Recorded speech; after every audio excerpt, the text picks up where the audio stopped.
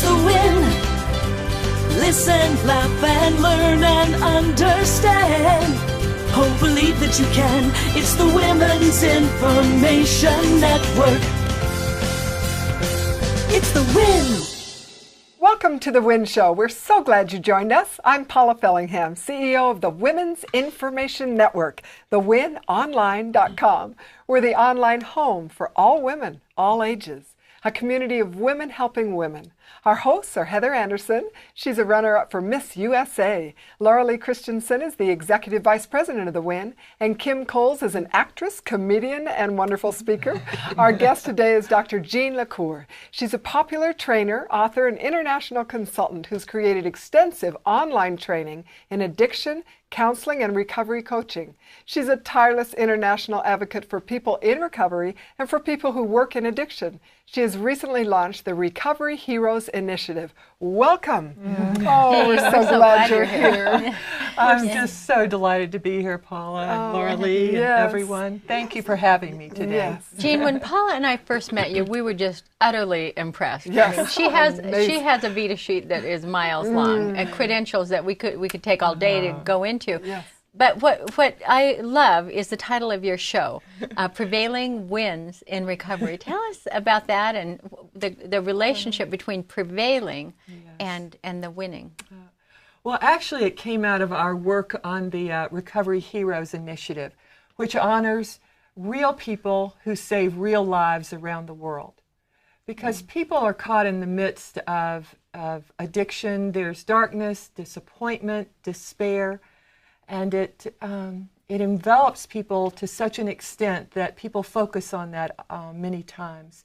But we know so many people who've overcome, so many people whose lives have really been changed and deepened by their recovery experience. So when I think about prevailing wins, it's really the play on the word prevailing winds, which is a wind that blows consistently across a place on the earth. So in the midst of addiction, there is a prevailing wind where people do get well, they're healed, they're made whole, and it's quite an experience of victory and courage. So that's what we're honoring in this show. Oh, and we honor you. Oh, this is just a wonderful, wonderful thing to help people.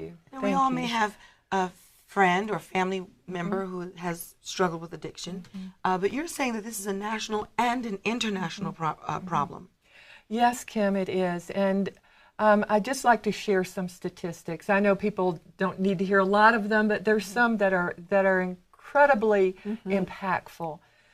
In the United States, addiction costs our economy $500 billion every year. Really?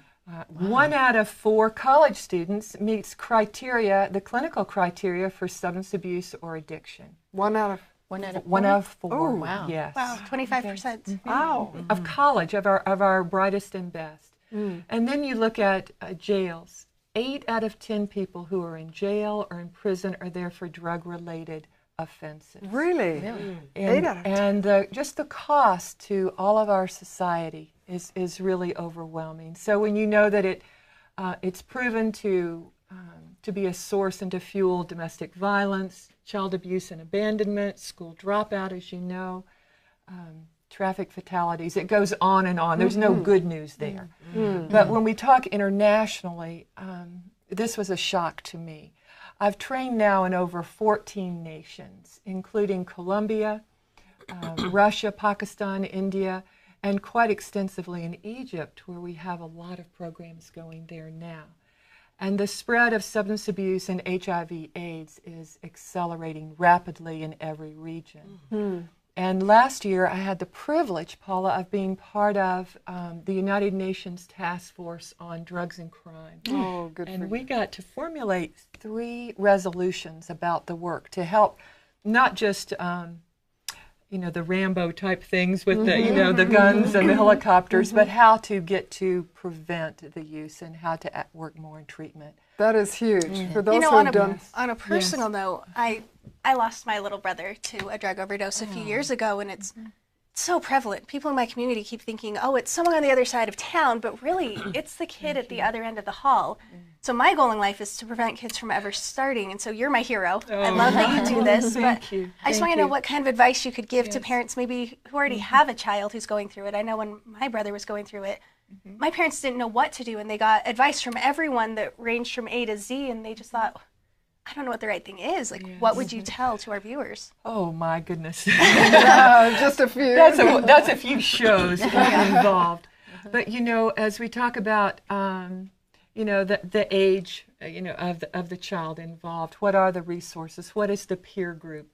What is the drug of choice? All of those things would have to do with specific advice. So I really don't want to go into details in that way, but to say that if we can deal with what you're doing, the stereotypes, the stigma, the secrets, all of this that's wrapped around the shame that has to do with a friend or family member that's involved with substance abuse. If we can deal with that, then we can get to the problem, because that's what really keeps the problem under wraps and complicates People don't want to admit that it's my child. Yes, absolutely.